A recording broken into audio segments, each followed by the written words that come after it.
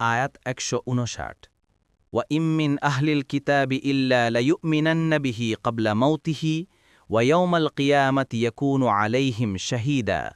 অনুবাদ: কিতাবীদের মধ্য থেকে প্রত্যেকে তার মৃত্যুর পূর্বে তার উপর ঈমান আনবেই, আর কেয়ামতের দিন তিনি তাদের বিরুদ্ধে সাক্ষী হবেন। তাফসীর। ১ নং ফুটনোটের বিবরণ।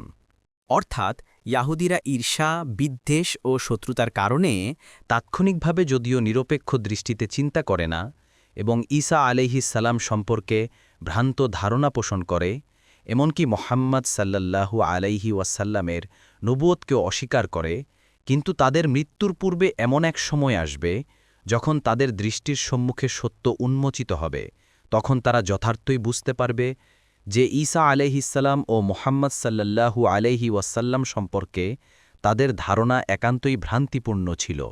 এ আয়াতের মাউতাহু অর্থাৎ মৃত্যুর পূর্বে শব্দে ইহুদিদের মৃত্যুর দিকে ইঙ্গিত করা হয়েছে।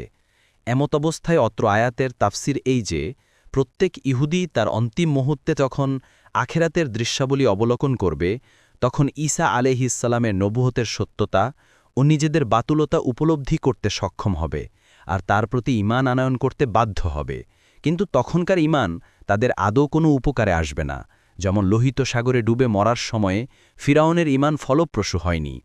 এ আয়াতের দ্বিতীয় তাফসির, যা সাহাবায়ে কেরাম ও তাবেঈনগণের বিপুল জামাত কর্তৃক গৃহীত ও সহিহ হাদিস দ্বারা সমর্থিত হয়েছে, তা হল মাউতাহু অর্থাৎ তার মৃত্যু শব্দের সর্বনামে ঈসা আলাইহিসসালামের মৃত্যু বোঝানো হয়েছে। এমতাবস্থায় অত্র আয়াতের তাফসির হল, কিতাবীরা এখন যদিও ঈসা আলাইহিসসালামের প্রতি সত্যিকারের ঈমান আনে না, ইহুদিরা তো তাকে নবী বলে স্বীকারই করে না, বরং ভণ্ড, মিথ্যাবাদী ইফতেকার আপত্তিকর বিশেষণে ভূষিত করে। অপরদিকে নাসারারা যদিও ঈসা মাসীহ আলাইহিসসালামকে ভক্তি ও মান্য করার দাবিদার, কিন্তু তাদের মধ্যে একদল ইহুদিদের মতোই ঈসা আলাইহিসসালামের ক্রুশবিদ্ধ হওয়ার এবং মৃত্যুবরণ করার কথায় স্বীকৃতি প্রদান করে চরম মূর্খতার পরিচয় দিচ্ছে। তাদের আরেক দল অতিভক্তি দেখাতে গিয়ে ঈসা আলাইহিসসালামকে স্বয়ং আল্লাহ বা আল্লাহর পুত্র বলে ধারণা করে বসেছে। কুরআনুল কারীমের এই আয়াতে ভবিষ্যদ্বাণী করা হয়েছে যে ইয়াহুদি ও নাসারারা বর্তমানে যদিও ঈসা আলাইহিসসালামের প্রতি যথাযথ ঈমান রাখে না, বরং শৈথিল্য বা বাড়াবাড়ি করে, কিন্তু কিয়ামতের নিকটবর্তী যুগে তিনি যখন পুনরায় পৃথিবীতে অবতরণ করবেন, তখন এরাও তার প্রতি পুরোপুরি ঈমান আনয়ন করবে। নাসারারা তখন মুসলিমদের মতো সহি আকিদা ও বিশ্বাসের সাথে ঈমানদার হবে। ইয়াহুদিদের মধ্যে যারা তার বিরুদ্ধাচরণ করবে, তাদেরকে নিধন ও নিশ্চিহ্ন করা হবে। অবশিষ্টরা ইসলাম গ্রহণ করবে। তখন সমগ্র দুনিয়া থেকে সর্বপ্রকার কুফরি ধ্যানধারণা, আচার অনুষ্ঠান উৎক্ষিপ্ত হয়ে যাবে। সর্বত্র ইসলামের একচ্ছত্র প্রাধান্য কায়েম হবে। আবু হুরাইরা রাদিয়াল্লাহু আনহু বলেন, রাসূল সাল্লাল্লাহু আলাইহি ওয়াসাল্লাম বলেছেন, ঈসা ইবনে মারিয়াম আলাইহিসসালাম একজন ন্যায়পরায়ণ শাসক রূপে অবশ্যই অবতরণ করবেন। তিনি দাজ্জালকে কতল করবেন, শুকুর নিধন করবেন এবং ক্রুশকে চুরমার করবেন। তখন একমাত্র আল্লাহ তাআলার ইবাদত করা হবে।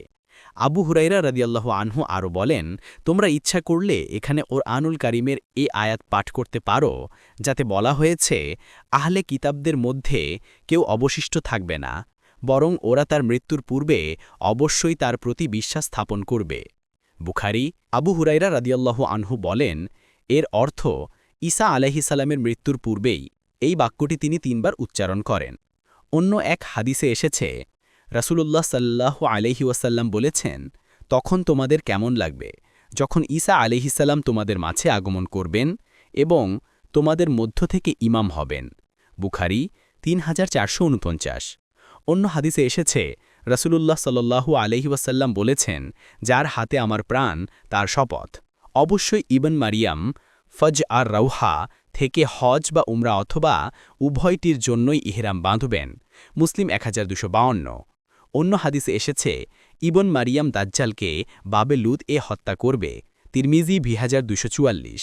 মোট কথা, কিয়ামতের পূর্বে ঈসা আলাইহিসসালামের আগমনের ব্যাপারটি সন্দেহাতীতভাবে প্রমাণিত হয়েছে। যখন তিনি আসবেন, তখন সমস্ত বিভ্রান্ত নাসারা ঈসা আলাইহিসসালামের ব্যাপারে সঠিক সিদ্ধান্ত নিতে সমর্থ হবে। ২ কতাদা বলেন, এর অর্থ তিনি সাক্ষ্য দিবেন যে তিনি তাদের কাছে তার রবের রিসালাত পৌঁছে দিয়েছেন এবং তিনি যে বান্দা এ কথার স্বীকৃতি প্রদান করবেন। তাবারি।